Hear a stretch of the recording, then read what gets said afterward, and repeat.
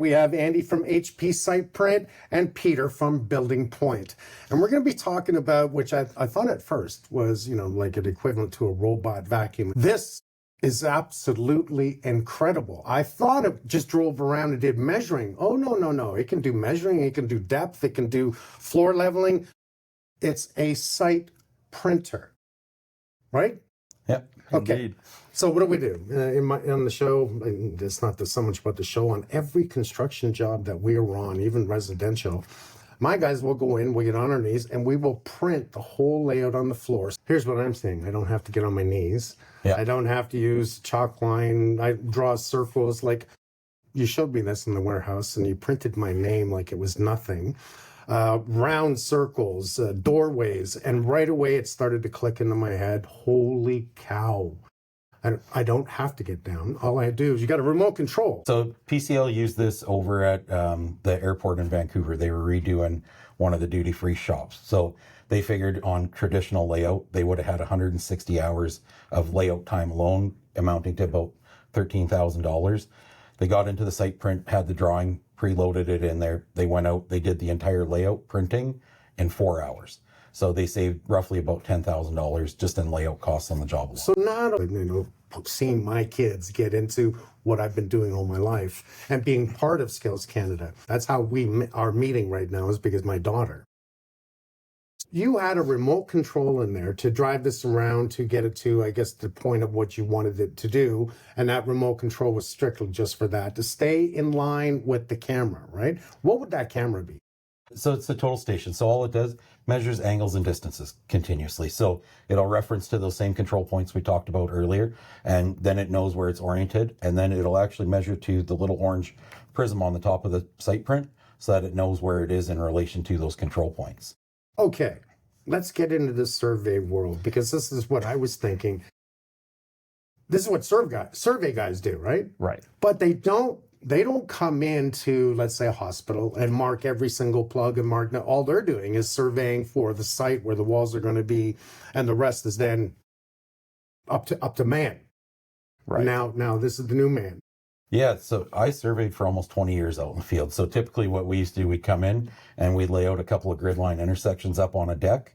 And from there, all the trades guys would, snap string lines and pull the tape measure. And that was my job. So I was a concrete contractor for a long time. And really since I was 12, I was finishing concrete. But I'd have to take over from a guy like Peter and interpret and pop lines on the deck if it was an elevated slab. And it's tough. It's tough. But you're not going to cover electrical, HVAC, plumbing. Exactly. We're all in there one aspect. We're all in there on top of each other.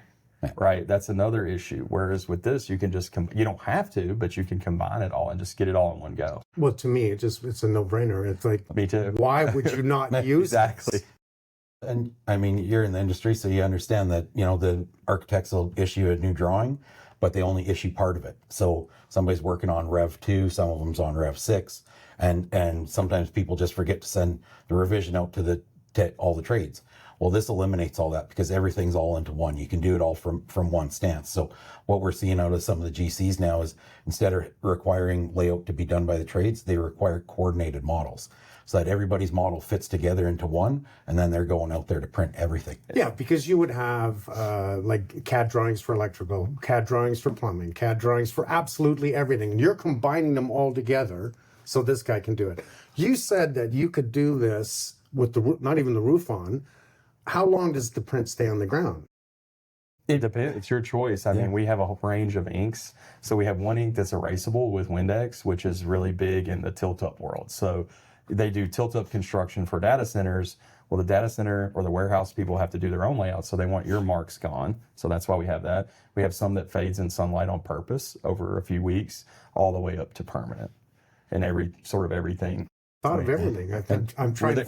We're the ink people, So that's one of the things that led us down this path is we have such a strong suit in that space and some really great chemists, and we think. So it's not just that you guys are going out and doing the prints; people are buying it to do it. Companies are buying. Correct. Yeah. So and we've sold hundreds of them. So from small, we've got one interiors contractor in El Paso that they probably only do 500,000 square feet a year, all the way up to the biggest companies you can think of from a construction or a logistics standpoint. It also gonna, prolong careers. So the way I got in sales, I slipped and fell at work, and I did a lot of damage to my shoulder that was repaired surgically. I couldn't survey anymore.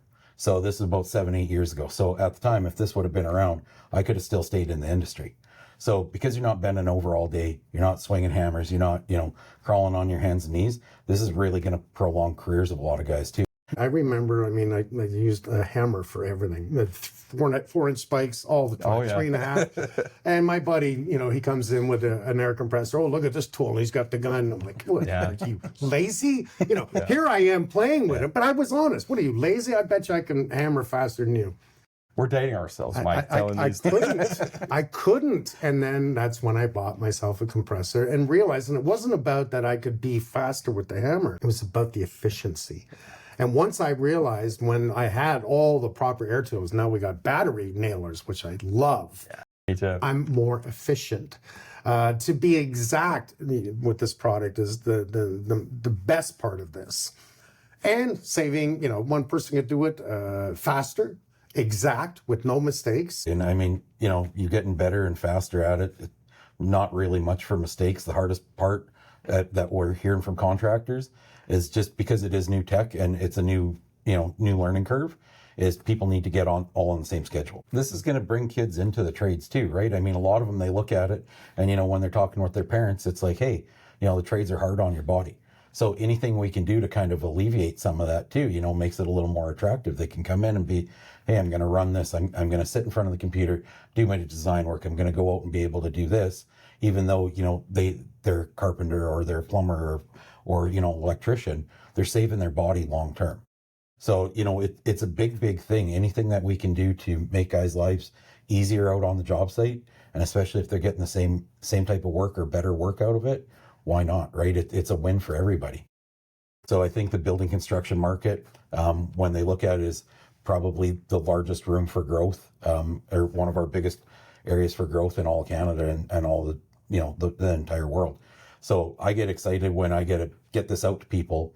I'd take my hat off to you. It's like this is Thank you. Amazing stuff to me. Amazing. I still swing the hammer. I still do what I do. But at least in my mind, I know we're going to lay it out on the floor. I've taught my guys to do this and become, make it a habit that you do it this way and keep the site clean, keep the site safe. You got to keep watching the innovative ideas that I'm going to keep bringing in here, because I do believe this is going to be some of the best things for the next generation.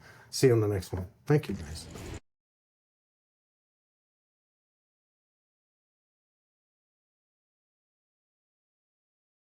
If you like the show, check out the episode page on makeitright.ca for more tips.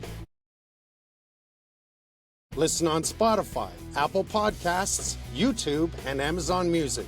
Subscribe so you don't miss an episode.